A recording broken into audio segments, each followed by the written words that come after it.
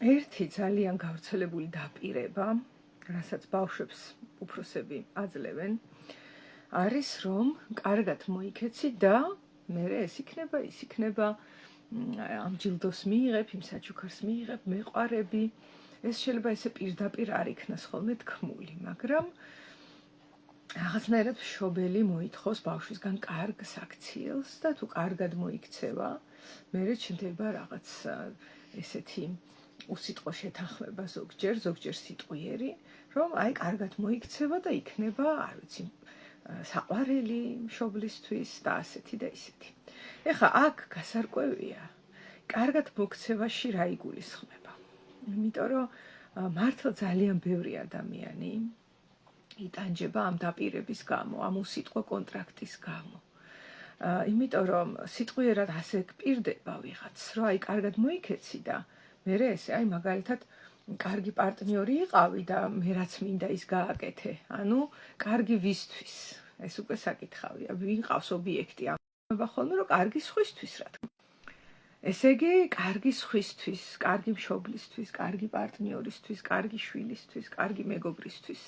და თუ კარგად მოიქცევი და კარგი იქნები ამათთვის, ხო? ესეთი რაღაც ილუზორული დაპირება არსებობს, რომ იმათაც ეყვარები და გაფასებენ. ახლა ბევრი ადამიანი, ძალიან ბევრი შემხედრია, ვინც ამბობს, რომ აი კეთილად ვექცეოდი და მადლობლებიც კი არ იყვნენ. კარგად ვექცეოდი და რითი დამიფასეს, არ დაუფასები ვარ. რაღაცნაირად კიდე არის ხოლმე, რომ და მართლა დრამატულია, იცი? არის ადამიანი, რომელიც აი როგორ ფანატიკურად კარგად იქცევა. და ყოველთვის სწორად იქცევა და არჩევანს ისეც აკეთებს, რომ ეს იყოს მორალურად გამართლებული, რაღაცა წესების მიხედვით სწორი, ასეთი ისეთი და მერე ელის ხოლმე. მშობლისგანაც, მეგობრისგან, ვისთანაც ამას აკეთებს, რომ ეს დაფასდება. და ეტყვიან, რომ მადლობა, დედა რა კარგი ხარ, ვაიმე რა საყვარელი ხარ, რომ შენ ესე კეთილი ხარ, ესეთი კარგი ხარ, ესე კარგად იქცევი. აი მოდი სპეციფიურ მაგალითს მოვიყვან რა, აი წარმოიდგინეთ, кейსი რომ მოვიყვანო, არის ესეთი სიტუაცია, რომ იყო ესეთი ოჯახი, სადაც ცხოვრობდა ორი და და ერთი და იყო, რომელიც ძალიან ბეჯითი იყო და კარგად იქცეოდა და მეცადინეობდა და ხუთოსანი იყო და ნიჭიერი იყო და აბა ყველა სკოლაში ამას აქებს და აი დედამის დაიბარებენ და ეუბნებიან, რომ რა მაგარი შვილი გყავს, ჰაი, ჰუი და იყო მეორე და, რომელიც ზარმაცობდა და გაკვეთილებს არ ამზადებდა, იწერდა ხოლმე და ასე შემდეგ და ეს უფროსი და მოვიდა და გამიზიარა, რომ მთელი ბავშვობა ფიქრობდა, რომ მამის და დედის დიდ სითბოს და სიყვარულს დაიმსახურებდა იმით, რომ იქცეოდა კარგად და იღებდა კარგ ნიშნებს. და ის გამუდმებით აფიშირებდა და დემონსტრირებდა ამას, რომ როგორ აი რა კარგად ისწავლა, აი რა კარგად მოიქცა, წესებს არ არღვევდა არასდროს, თქვათ, რასაც მშობლები თხოვდნენ, ისე იქცეოდა და მოკლედ იყო ძალიან ამ მხრივ კარგი გოგო. ხო და მეორე და რომელიც ესე იწერდა ხოლმე გაკვეთილებს, ან ახალტურებდა რაღაცას, ან ცუდად იქცეოდა და ასე შემდეგ. ბევრჯერ დამიჭერიაო, რომ ჩემი მშობლების სიყვარულის მზერით უყურებენ მას და ისეთი თვალებით უყურებენ, როგორითაც ჩემთვის არასდროს შემოუხედავთ. და ფიქრობდიო, რომ ის უყვარდათ და მე არ უყვარდიო. და ამის გამო, რომ დამემსახურებინა მათი სიყვარული, კიდევ უფრო უკეთესად ვსწავლობდიო და კიდევ უფრო უკეთესად ვიქცეოდიო და კიდევ უფრო და მერე უსამართლობის განცდა მოდიოდა, რომ აი მე როგორ კარგად ვიქცევი, როგორ სდილობიანი ვარ, როგორი კეთილი ვარ, როგორი წარმატებული ვარ, როგორ კარგად ვსწავლობ და მაინც დაუმსახურებლად ჩემს მშობლებს უყვართ მხოლოდ ჩემი და. ნახეთ როგორი ბავშვური, მაგრამ თან ძალიან მკაფიო და ნათელი დაკვირვება არის. ხო და ეხა ნახეთ რა არის ეხა როგორც წესი ესეთ რამეს როდესაც აზიარებენ ადამიანები ნუ ფსიქოლოგიაში ასეა რომ რაღაცა ეს არის პროექცია იქ რაღაც შურია დის მიმართ რომ რა თქმა უნდა მშობლებს უყვარდათ ესეც და ასე შემდეგ ნუ ეს ცხადია ხო ეს თეორიული ნაწილი მე მგონი დღეს უკვე ყველა მიცის და არ უნდა ამას თქვათ დიდი მიმოხილვა და მეორე მხრივ ის რაც მან დაიჭირა რომ იმ მზერით უყურებენ, რითიც მე არ მიყურებენ, ხო ეს ძალიან საინტერესო მოვლენაა და აი ამაზე მინდა დღეს ახლა აქცენტი დავსვა ამ ლაივში. ნახეთ, ერთ მხარეს არის და რომელიც კარგად იქცევა, სდილობიანია, პატიოსანია, ჭკვიანია, ყველა წეს ემორჩილება, სწავლობს არაჩვეულებრივად და მეორე მხარეს არის და რომელიც ახალტურებს რაღაცებს, ზარმაცობს, რაღაცებს იტყუება და ასე შემდეგ, ხო? ანუ თქვათ კარგად არ იქცევა. და ის უყვართ. ეს არის დანახული. ხა ჩვენ შეგვიძლია დევალვაცია გავუკეთოთ და ვთქვათ, რომ რასისულელეა და მოეჩვენა და ბავშვური პროექციაა და ის არის და ეს, მაგრამ მოდი სხვანაირად დავაკვირდეთ ხა ამ მოვლენას რა და რა ჭვივის. ეხა ნახე, როდესაც ადამიანი მუდმივად იცავს წესებს, მუდმივად იქცევა კარგად. მუდმივად ბრტყლად და ერთფეროვნად წესიერია, პატიოსანია, კეთილია, რაღაცა როგორ გითხრა, არაფერს აშავებს და ასე შემდეგ და ასე შემდეგ.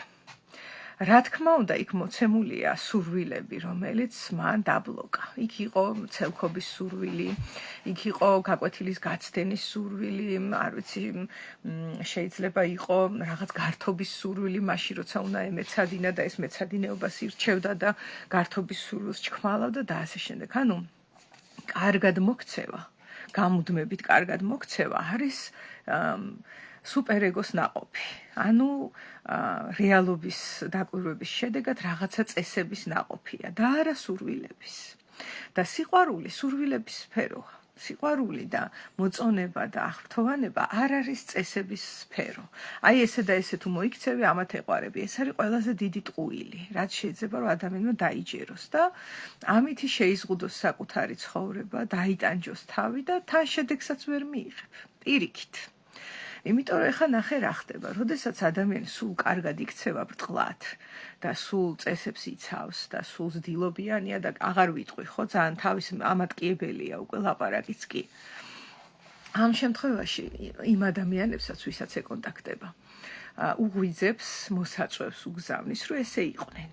ანუ ისინიც უნდა წესებს დაემორჩილონ, იმათაც უნდა პატივისცენ წესებს, დილობას, სიკეთეს, ამას, იმას, რაღაცეებს რა.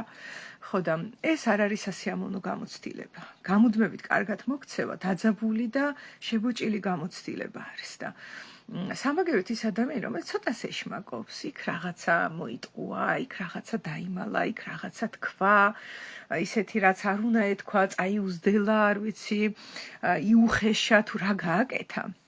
ეს ადამიანი კიდევ ეხება თავის იმ მხარესაც, სადაც არის სურვილები მოცემული. და ეს მხარე ყველა ადამიანს უყვარს და სიამოვნებს თავის თავშიც და გარეთაც. და ამიტომ ეგრევე ქარიზმატულად მოიპოვა მშობლების ასე ვთქვათ, კეთილგანწყობა, ნახეთ, ეგრევე მოიპოვა სიყვარული და სიმპათია, იმით რომ ცოტა მოატყუა რაღაც. იქ დაუმალა, იქ გადაიწერა, იქ რაღაც შენიშვნა დაიმსახურა, ნახე. ეხლა ამისი უკიდურესი შემთხვევა, იმიტომ რომ აქ ეხლა მე ვსაუბრობ დაბალანსებულ ვითარებაზე, რაც პრინციპში ბავშვობაში არის ხოლმე. და მასწავლებლებს რო ცელქი ბავშვები უყვართ და ასე შემდეგ, თუ დააკვირდებით რა. ანუ სიყვარული არ მოიპოვება წესების დაცვაში და კარგად მოქცევაში, პირიქით. მაგრამ ეხლა ამას აქვს უკიდურესი ფორმა, რომელიც ადრე განმიხილია სხვა რაკურსით. აი, კონკიაზე როცა ვისაუბრე და ასე შემდეგ, მაგრამ ეხლა წარმოიდგინეთ, რომ ეს კარგი გოგო, რომელიც სულ კარგად იქცევა, სულ კარგად იქცევა, კიდევ კარგად იქცევა და კიდევ კარგად იქცევა და უკვე მოწყვეტილიც არის იმ გრძნობებს, რაც უკარნახებდა, რომ ცუდად მოქცეულიყო და 1-5 წუთი მაინც ცუდი გოგო ყოფილიყო. ნახეთ, ამან ისე განდევნა თავის თავში ეს მხარე, რომ ეხლა უკიდურესად ცუდად ვინც იქცევა, ის არის მიმზიდველი.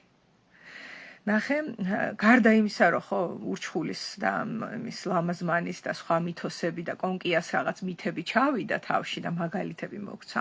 ამას გარდა არ დაგვავიწყდეს, რომ ჩვენ იუნგისგანაც რო წამოვიდეთ, გეშტალტიდანაც რო ამოვიდეთ, ფროიდიდანაც, რასაც ჩვენ თავში ვდევნით და ასე ვთქვათ, თვალს არ უსწორებთ, ის გვიზიდავს გარეთ.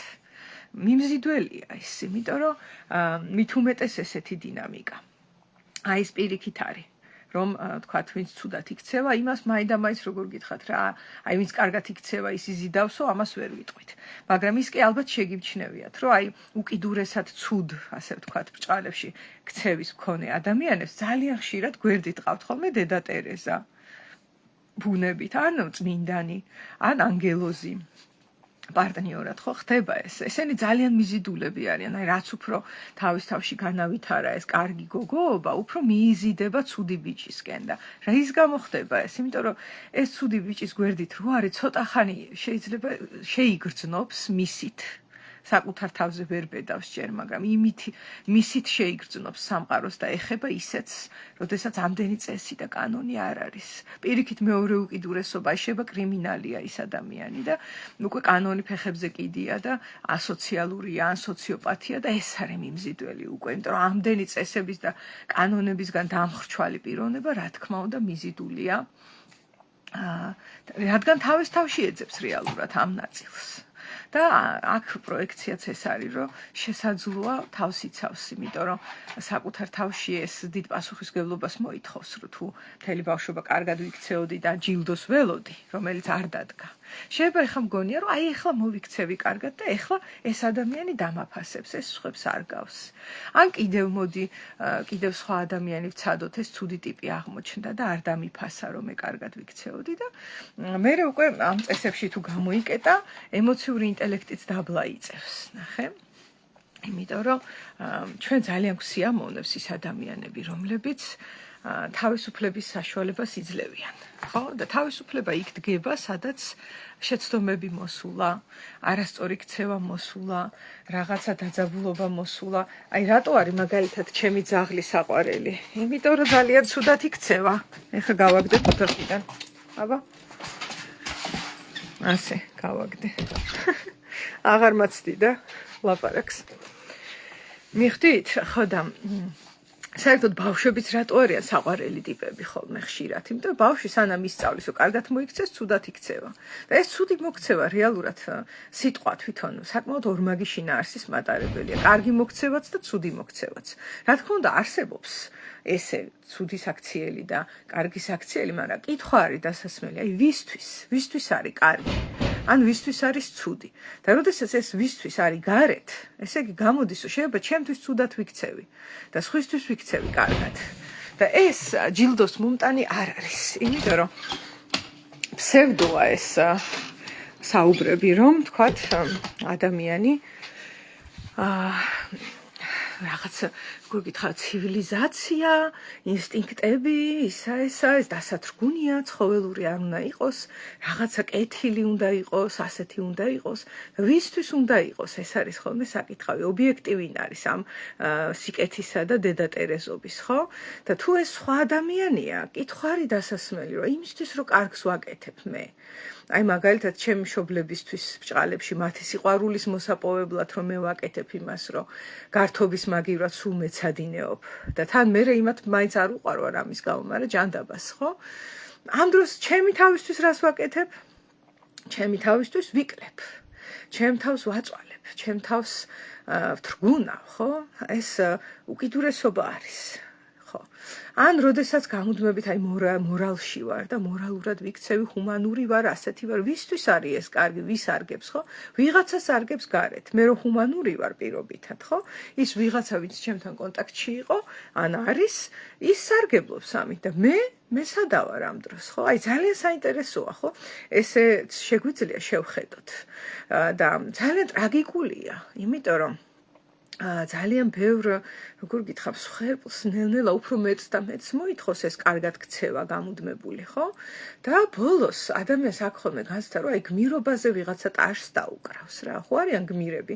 აი მაგალითად ადამიანები, ვინც ომში გმირულად დაეცა და ეწამა და მთელი ერი ადიდებს მათ, ოღონდ იმათ ეს უკვე აღარ იციან. ну, არ ვიცით ახლა, ვისაც გწამთ, რომ შეიძლება იციან, შეიძლება იციან, მაგრამ ეს ზუსტად არ ვიცით. აი მე მაგალითად ახლა მაიკომ რო დამიწერა გილოცავთო, ეს ვიცი. მეც გილოცავ მაიკომ რაოს და ეს წარი. მაგრამ შეიძლება ეხლა არ ვიცი რწმენის კატეგორიაა ეგ რაღაცა რწმენა მქონდეს რომ ჩემი ხმა სხვა სამყაროებშიც ისმის მაგრამ ეგ ზუსტად არ ვიცი შეიძლება მწამდეს ეს ხო და იქაც ესია ის გმირი რომელიც წამებით გარდაიცვალა და მე ერი მას ადიდებს ან იცის იმანეს ან არ იცის და სიცოცხლეში რომ ედიდებინათ ეცოდინებოდა და ეს რაღაცნაირი მოლოდინი არსებობს რომ ამდენ ხერხს რო გავიღებ რომ სულ კარგად მოვიქცე და სულ მორალური ვიყო და ეს ჩემი ცხოველური ინსტინქტური მხარე დაავთრგუნო და როგორ გითხრა სულ ხებისთვის ვიყო კარგი და კეთილი და ასეთი და ისეთი და ლამაზიც შედის ამ კატეგორიაში და ასე შემდეგ ველი რომ ერთ დღესაც ვიღაც მოვა და დამიფასებს ამას და ტაშს დამიკრავს და მადლობას მეტყვის და მეტყვის რომ ყველაზე მეტად უყვარვარ ზუსტად ამიტომ რომ კარგად ვიქცეოდი და ეს არ მოხდება და ეს არის ტრაგიკული იმიტომ რომ აი ეს თითქოს დააკომპენსირებდა ამ ხელამს ხერხს და ზუსტად ამას გვასწავლიან ბავშვობაში რომ კარგად მოიქეცი და მეყვარები ანუ კომპენსაციას გვასწავლიან და არა იმას რომ იცხოვრე და შენ გიყვარდეს ჯერ შენი თავი და შენ რო გიყვარს შენი თავი ცუდათაც მოიქცევი თუ კარგად მოიქცევი თუ რაღაც ცხოვრებაა ეს და ამაში არის მუღამი ასე ვთქვათ აი ამ სიტყვით რო ვთქვა ხო და იმის დევნაში რომ ვიღაცას გარეთ ეყარები და ამიტომ კარგად უნდა მოიქცე, კეთილად უნდა მოიქცე, დილობიანი უნდა იყო, ეს უნდა გააკეთო, ის უნდა გააკეთო. ესეც ხო იდეაში ძალიან გულისიღმეში რომ ჩავიხედოთ, ესეც ხო ეგოისტურია. ანუ მინდა სიყვარული, ხო? ეს ისევ მე მინდაზე მიდის. ოღონდ კომპენსაციის გზა არის არჩეული და არა პირდაპირი გზა. რომ მოდი მე მეყარება და ნახოთ რას მიპასუხებენ გარედან და მე როგორც მინდა ისე მოვიქცევი და ვნახოთ შედეგი რა იქნება და კარგად მოვიქცევი და ასე მოვიქცევი მოვერგები სხვა ადამიანს და ის ვერაფერს ვერ გძნობს. იმიტომ რომ ცოტა რა მომენტია რომ ისიც ჩემთან როდესაც კონტაქტშია კი შეიძლება თვითონ მასწავლა ეს წესები და კანონები მაგრამ ადამიანი ხო არ შეიცვლება დასწავლილი ფანტასტიკური წესებით და კანონებით ხო და ადამიანის ლიბიდო არ დევს წესებში და კანონებში ეს ფიზიკური მოვლენაა ადამიანის გაუცნობიერებელი სიამოვნებები არ დევს შუბლის წილში ის დევს მოგრძო ტვინში ანუ ცხოველურ ნაწილში და თუ შუბლის წილით ფუნქციონირებ მხოლოდ სიამოვნებას ვერ მივიღებ და ამიტომაც როდესაც ესე შუბლის წილი ხდება ცენტრი ადამიანის ფანტაზიის სფერო იგივე ან წესების კანონების ფანატიზმის და ასე შემდეგ და ითრგუნება მოგრძო ტვინის სიმპულსები და ასე შემდეგ და ეს ცხოველური ნაწილი უკვე აღარ აქვს ადამიანს და ასე შემდეგ ეს არის თავის მოტყუება და ამ თავის მოტყუებას მოყვება რა ერთს ვლაპარაკობ ნახე მე ვამბობ რომ კარგი მოქცევა კარგია დედა ტერეზობა ერთადერთი გამოსავალი დედა რა კარგია ადამიანი რომ კარგად იქცევა რაღაცა ჰუმანიზმი ბლა ბლა ცხოველობა და ინსტინქტები ცუდია და მე მოვიხედავ და შეიძლება მიყვარდება და სიყვარული რა არის ირაციონალური გრძნობა ხო ჯერ მაქედან იწყება და მიყვარდება ვიღაცა ადამიანი რომელიც შეიძლება სადისტია შეიძლება კრიმინალია შეიძლება ვეზიზღები მე ვეზიზღები ნახე იმდენად უხეშად გამოხატული ცხოველური ნაწილი აქვს ყოველგვარი, ანუ იქ კიდე სხვა განხეთქილებაა, მეორე პოლუსია. მე როსუ წესებში და კანონებში შორის კიდე წმინდად ცხოველური მასშია და ის შემეუნება, შენ ხორცი ხარ, რომელიც ჩემს სხეულს ჭირდება და ეგ ახარ სულ და რომ ვიქნები შენთან წავალ მერე და მკიდი ხარ და ეს ნახე ის ცხოველური მასშია მთლიანად. იქ უკვე ეს მხარე არის მოცილებული და კიდე თუ არა ეს მიყვარდება. აი ესეთი საინტერესოა, ხო? ამიტომაც ღირს ინტეგრირება საკუთარი ნაწილებისა, რომ ადამიანმა მოახდინოს გაცნობიერების და ცხადგრძნობის გზით, რომ აღარ იყოს მერე აი ამ პროექციის გზით მიჯაჭული გარე სამყაროზე რაღაც მოვლენებს, რომელიც მისთვის უცხოა. საერთოდ უცხო მოვლენები და ის რაც მე ჩემი თავიდან მოვიშორე და მინდა რომ გარეთ გადავაგდო, ხო? ის კი არ ქრება, ჩვენ ხო ვიცით რომ ენერგია მუდმივია.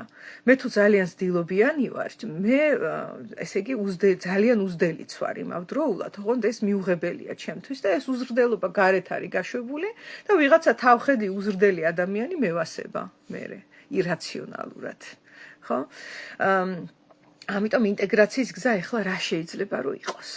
როგორ შეიძლება ადამიანმა დააინტეგრიროს ეს ყველაფერი და აი ამერიკულ სილამაზესაც გავიხსენებ ხა სანამ ინტეგრაციაზე გადავალ რომ იქ არის პერსონაჟი რომელიც მთელი ფილმის მანძილზე აბულინგებს დასცინის და ძალიან ცუდად ეპყრობა ჰომოსექსუალებს და ამბობს რომ ქათმები ეგენი და ეგ საზიზღრები და ფუ მაგათი ჯიში ესე ისევ ქენი და აი ესე საუბრობს რა მთელი ფილმის მანძილზე და ფილმს ანუ სახში რო ზის როდესაც ფილმებს უყურებს, სულ ომზე უყურებს ფილმს, ჯარზე უყურებს ფილმებს, რაღაც ბლოკბასტერებს უყურებს, მამაკაცურ რაღაცა ვარჯიშებს აღასრულებს ყოველდღე რაღაც დარბის, შტანგას წევს, ესე ისე და ყველა სიტყვაში გამუდმებით ამბობს როგორი მამაკაცია და როგორ ეზიზღება ქათმები, რომლებსაც უწოდებს ჰომოსექსუალებს.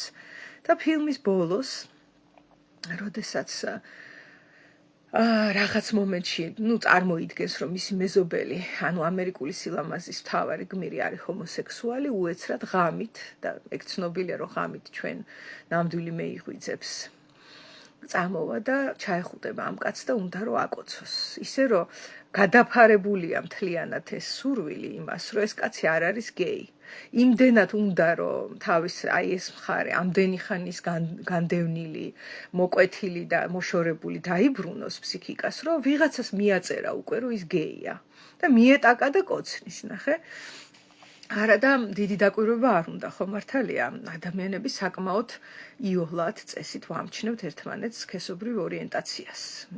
ეს საკმაოდ ცხადი ინფორმაცია, მაგრამ ვერ დაინახა. რომ ის არის ჰეტეროსექსუალი, მიახტა და ცდილობს რომ გამოავლინოს, რომ თავისი სურვილები იმას მოახვიოს თავს და რა არის აქ ხა მოცემული, ხო? რომ ეს ლანძღვა, ეს გინება, ეს ვაჟკაცობაზე ხაზგასმა და ასე შემდეგ და ამას ჩვენ ვიცით ფროიდისგანაც ვიცით და ყველა სხვა სკოლაშიც არის ეს.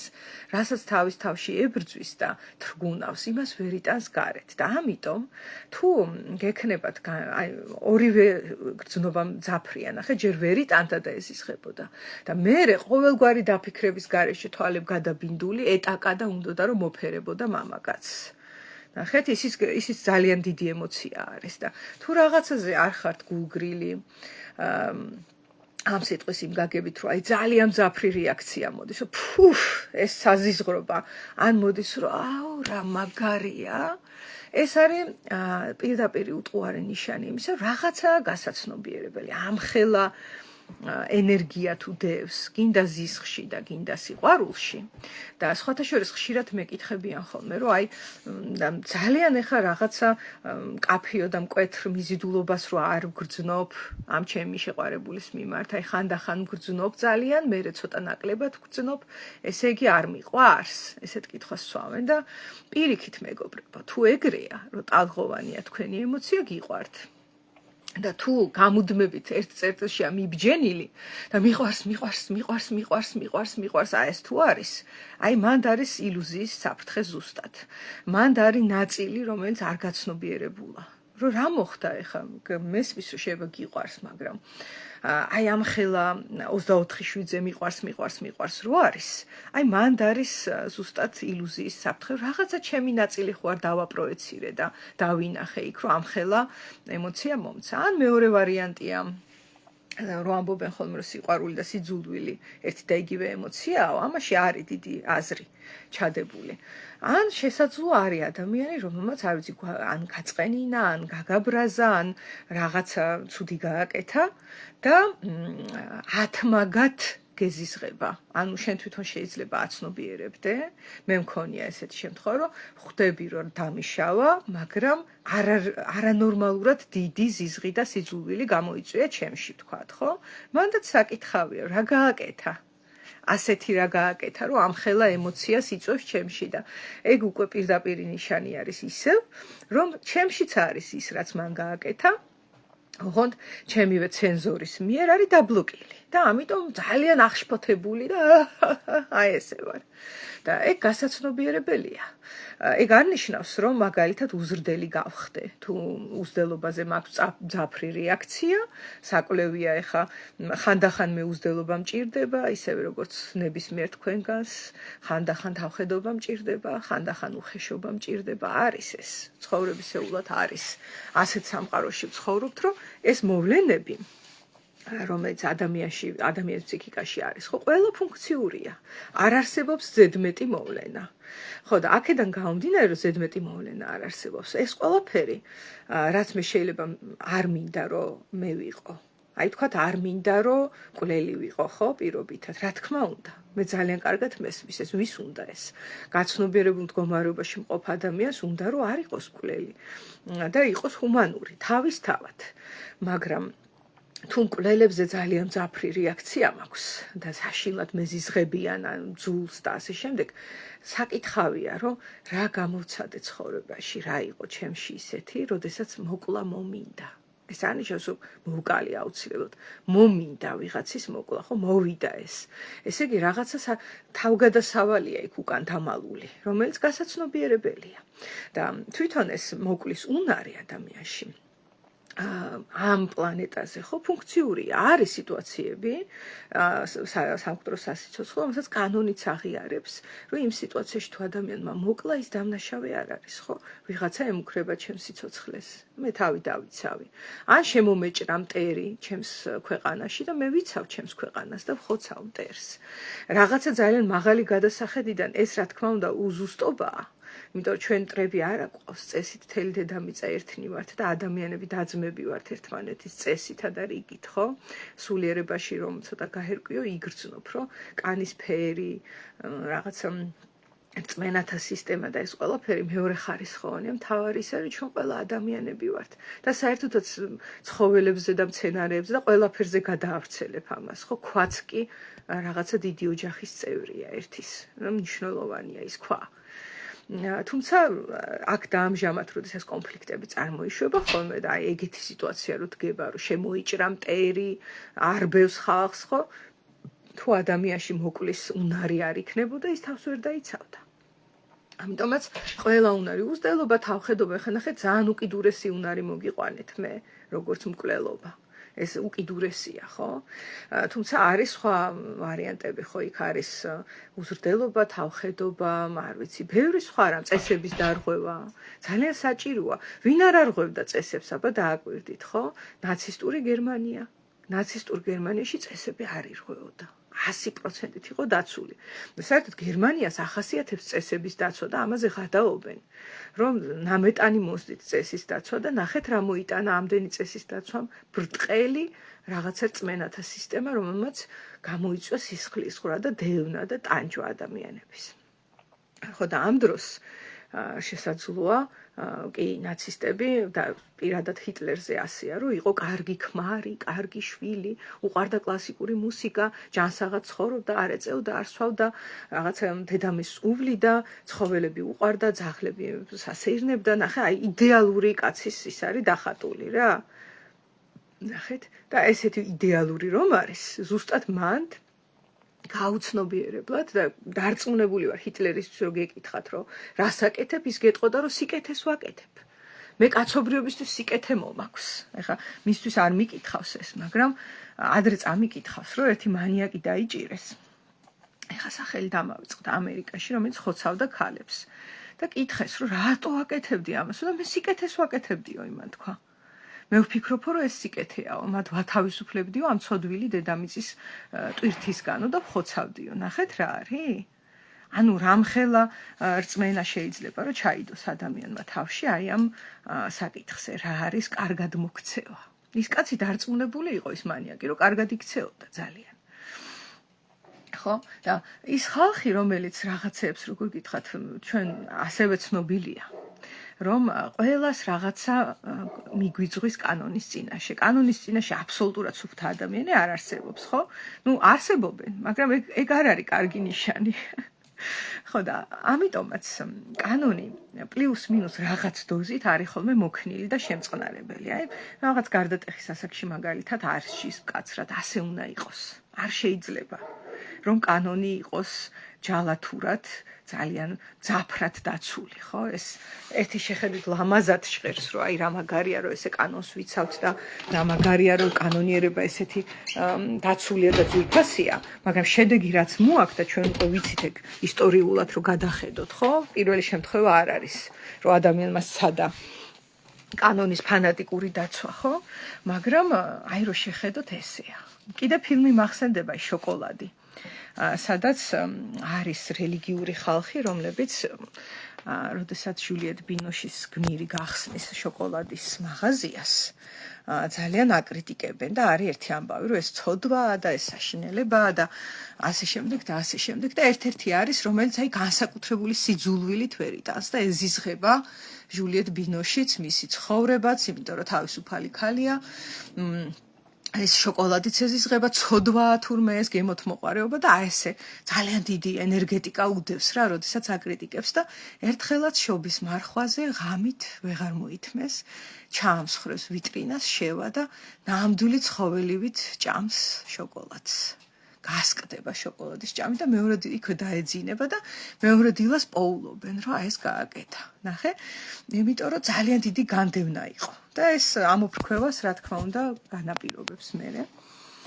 მე პირადად რაც გამომიცდია ჩემ თავზე არის, რომ აი ამ კარგად მოქცევის კლანჭებში, რა თქმა უნდა, ყოფილვარ, თითოეული თქვენგანი ყოფილა ალბათ სხვადასხვანაირად, გააჩნია სფეროს, გააჩნია დოზას და ასე შემდეგ, თუმცა ძალიან ადამიანური გამოცდილებაა და აი მე რა მიქნია ხოლმე, მე მაგალითად ვიცოდი ხოლმე თავშეკავება მისგან, კრიტიკისგან, უხეში საუბრისგან, უზდელობისგან, თავხედობისგან, სათქმელს არ ვამბობდი ზოგჯერ თუ ვიცოდი, რომ ვინმეს გული ეტკინებოდა და ასე შემდეგ რა, ხო და ეხლა რა ხდებოდა ხოლმე, რამდენჯერმე გამოვცადე ეგა.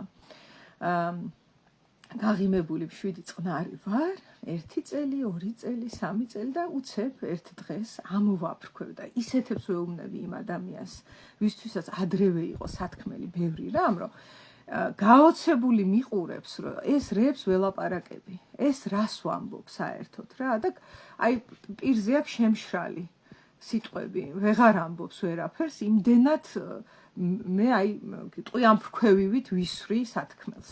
ეს მე გამომიცდია. ეხლა ამ ბოლო დროს პატარა დოზებით გამოვცადე. და ადრე ძალიან მართლა წყლობით შეიძლება და შემეკავებინა და კარგად მოუქცეულიყავი და კარგად მელაპარაკა და მე უცებ ჯალათივით გავისროდი ხოლმე საშინელ ანტიპატიას. ხო და ეხლა ამ ბოლო დროს ერთი პატარა მაგალითი რომ მოგიყვანოთ და ამით დავასრულებ. კარგად მოქცევა რა შედეგებს bis მომტანია, ესეთ ადამიანურ ლეველზე ჰიტლერს რო თავი დავანებოთ, ხო?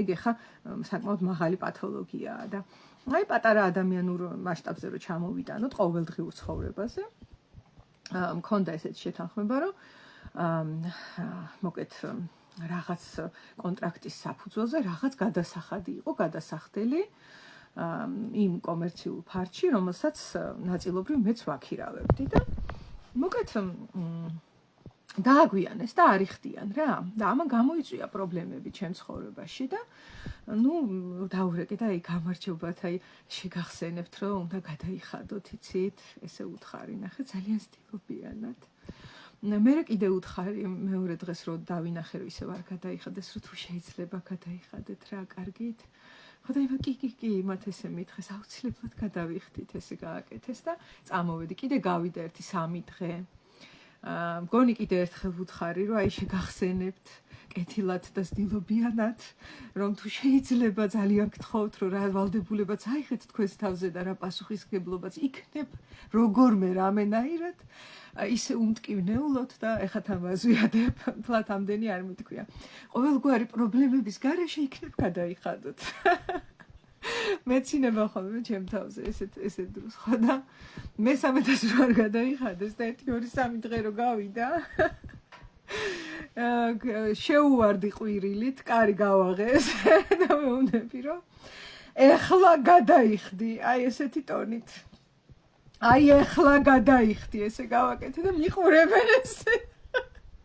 ხო და დაცვას დაუძახეს, ანუ არაფერი არ დამიშავებია, სიტყვიერი იყო, მაგრამ შეეშინდათ, რომ შეიძლება ლეწვა დამეწყო, ეთყობა ეს იფიქრეს რა, მე ესეთი დასკვნა გამოვიტანე და მოვიდა ეს დაცვა და უბრალოდ შემგვერდით დადგა ესე ანგელოზის სახით. და მე ვთხარი, მე აქედან ფეხს არ მოვიცვლი, სანამ გადახდის ქვითარს არ მოიტანთ. აი ესე გავაკეთე. და ხმასაც აუწიე. ხო და აი ესე გაიქცენ, გამოიქცნენ, გადაიხადეს, მომიტანეს ქვითარი და წამოვედი.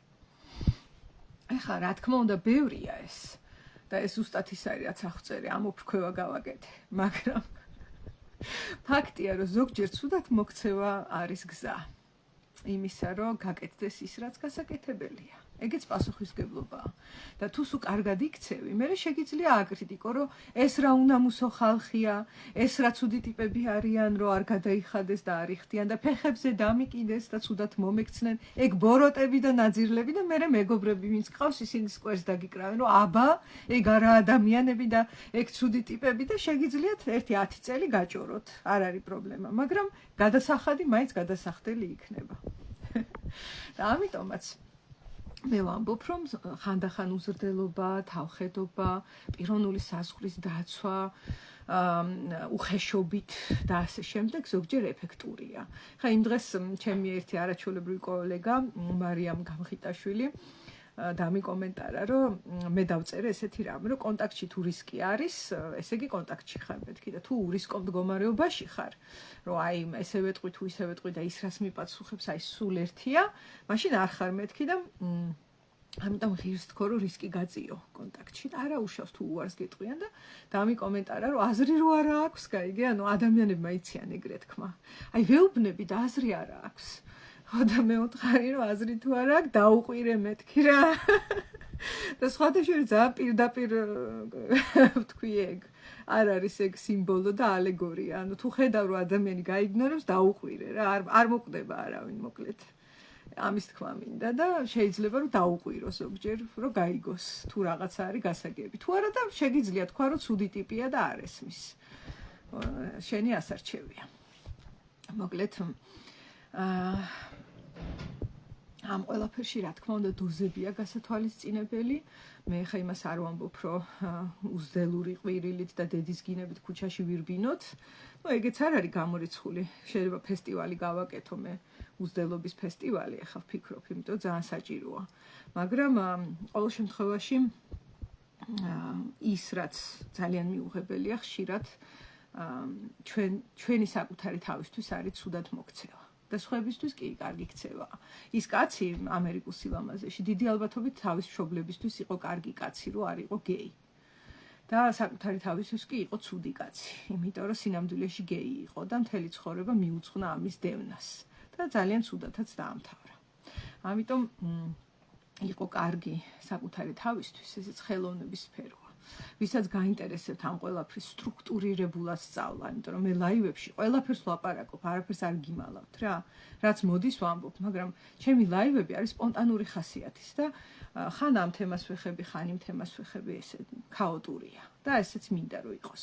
და ფსიქოშემეცნებით კურსზე ეს ყველაფერი დასტრუქტურებული არის 10 შეხვედრაზე და აი როგორც ანბანი ადან ზეტამდე წამოვყვებით და 10 ყველაზე მნიშვნელოვან საკითხს, რომელიც თან ერთმანეთთან არის კავშირში, შევისწავლეთ და ეს იქნება ერთი დიდი დასრულებული პროცესი, რომელიც ძალიან ბევრს მოგცემთ თითოეულ თქვენგანს. თანაც ინდივიდუალურად, იმიტომ რომ 1 საათი არის ხოლმე თეორია და მე 2 საათი პრაქტიკული სამუშაო, იმისა რაც ვისწავლეთ. ჩაეწერეთ ახლა დღეის ინფორმაციით 1 ან 2 ადგილია დარჩენილი, ახლა ვესაუბრები ადამიანებს და 26 იანვრიდან იწყება. აბა გელოდებით. დასწრება ონლაინად შესაძლებელია. ლამაზი დღე.